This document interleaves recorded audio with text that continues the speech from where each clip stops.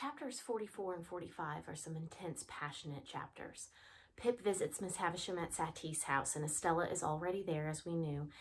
She's taken on a new idiosyncrasy of knitting, so her eyes are downcast and she's knitting, and she won't even look up at Pip when he starts to talk.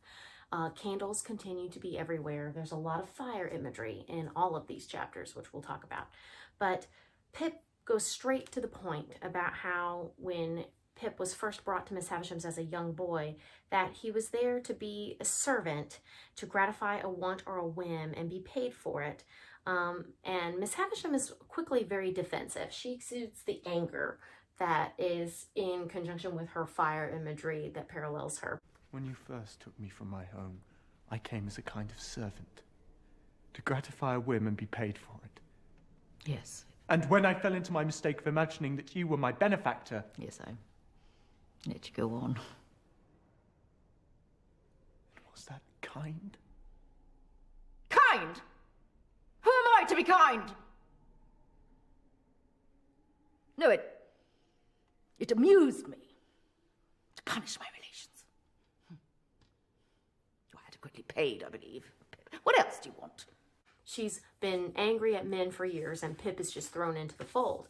And so Pip has a second agenda for being there.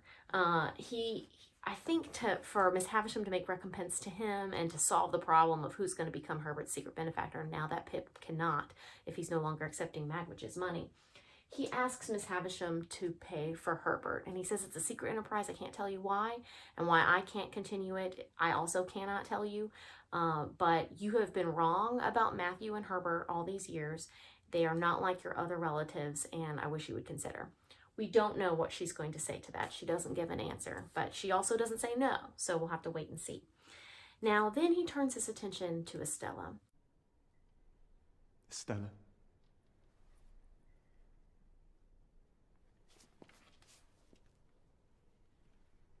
You know I love you. I have loved you since I first saw you in this house.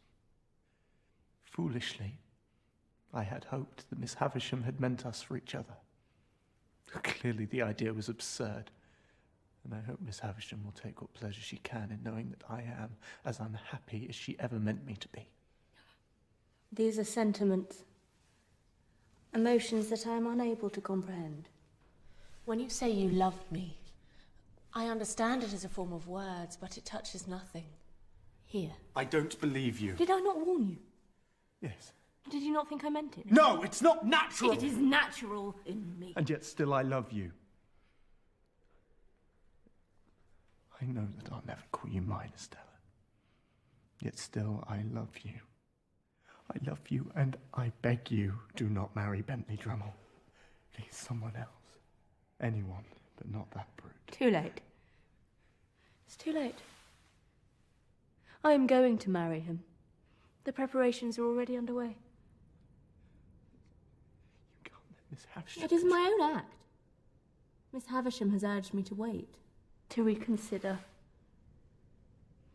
But I am tired of my life. We will do well enough.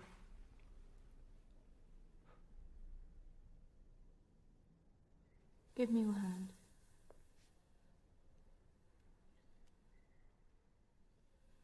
Be happy, Pip. This will pass in time. I'll be out of your thoughts in a week. Out of my thoughts. You're in every thought. You're part of my existence. You're part of me. You're in every thought. In every line I've ever read since I first came here. You're in the river. The sails of ships. The sea. The clouds. The stones of London. Until the last hours of my life, you will remain in me. Part of the little good, part of the evil. And I will always think of the good. And he says, God bless you, God forgive you. So Pip, kind of like the way Joe treats Pip, Pip leaves Estella so graciously. But the more important moment in this scene is Miss Havisham's reaction to witnessing this. Her hand is covering her heart and her mouth is wide open. She is shocked the spectral figure of Miss Havisham in a ghastly stare of pity and remorse. What has she done?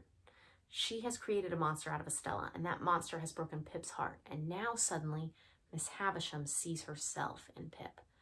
This whole big plan to wreak havoc on the male, gender for what had happened to her, it really backfired. It didn't bring Miss Havisham the joy, I think, of revenge that she had hoped for. So Pip devastatingly walks all the way home to London. I can't imagine how long of a walk that was from Kent. And he arrives completely muddy and filthy, which kind of symbolizes his state of being right now. And when he gets home, of course, I'm sure he wants nothing more than to crawl into bed, but he gets a note that says, "Don't go home." And it's in Wemmick's handwriting. So something has occurred in his absence that is problematic. He goes to Wemmick's. He goes to, actually that night he spends the night in one of the sketchiest hotels of all time, but we won't spend time on that. The next morning he goes to Wemmick's at Walworth. An aged parent is there, and it's, cuteness all over. And Wemmick is basically talking in code. He says, "I'm going to go around and burn all the other letters just to be sure." And so another moment of fire here. And he's, "Are you right, Agent P? All right, John, my boy, all right." But long story short, Wemmick speaks of Magwitch in the phrase Tom, Jack, or Richard, just to keep things, what if they're being listened to right now? And the plan is they're going to have to get rid of him because he's being followed.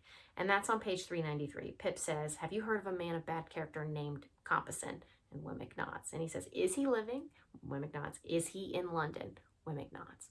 So perhaps that man that Pip stumbled over was Compeyson. Compeyson seems to be following Tom, Jack, or Richard. But the plan that has occurred so far in Pip's absence is that they have moved Magwitch already to Clara Barley's house. Now, Clara is Herbert's secret fiance, and she lives right on the Thames River. Her dad is an invalid. He's in a lot of pain. We're going to meet him later. We won't actually meet him. We'll just hear him, but he screams out. And anyway, but it's perfect because one day they'll be able to put Magwitch on a boat right there and sail him out of London. So Wemmick is now a part of this plan to get Pip safe and to get Magwitch gone. And this whole plan seems to be perfect because this location for Magwitch now is away from Pip, but you might remember an earlier hobby where Pip rode with Drummle and Startop. Well, Pip can now pick up that hobby going up and down the Thames River and check on Magwitch. Magwitch, who's looking out the window, can flicker the blinds just to signal to Pip that everything's okay. And so that's the current plan for now until they can safely get Magwitch gone. Now, one thing I love Wemmick, he says you can go visit Magwitch one more time tonight. And then you can't see him in person anymore. But when you get there, and he puts his hands on Pip's shoulders and he says, "Avail yourself of his portable property. You don't know what may happen to him. Don't let anything happen to the portable property." That is Wemmick's guiding light. But in other words, he's like, get the money. Now, Pip's in his redemption stage. He can't take the money. But he probably should, because if Magwitch ends up getting arrested, then it's just going to go to the government, and that's not cool. By the way, do you remember Wemmick's pig that was so cute in his farm? Well, that's the sausage that he and Aged Parent are eating that day. So just a little fun detail. And at the end of the chapter, Wemmick goes to work and Pip stays there for the day with Aged. And "I soon fell asleep before Wemmick's fire," he says, "and the Aged Parent and I enjoyed one another's society of falling asleep before it more or less all day. And I nodded at the Aged with good intention whenever I failed to do it drowsily. And when it was quite dark, I left the Aged Parent, and knowing that Miss Skiffins is expected." But here's the deal. Fire connects all of these recent chapters. Pip and Drummle were fighting in front of the fire, fighting over Estella. It exemplified anger. Miss Havisham yelling at Pip exemplifies anger with all her burning candles around her. Pip professing his undying love for Estella in front of the fire shows passion. And then Pip with Aged Parent here at the end at Walworth, it shows how fire can be comforting and warm. So there's the fire imagery is really important in this final section. So just sort of stay tuned to that. Thanks.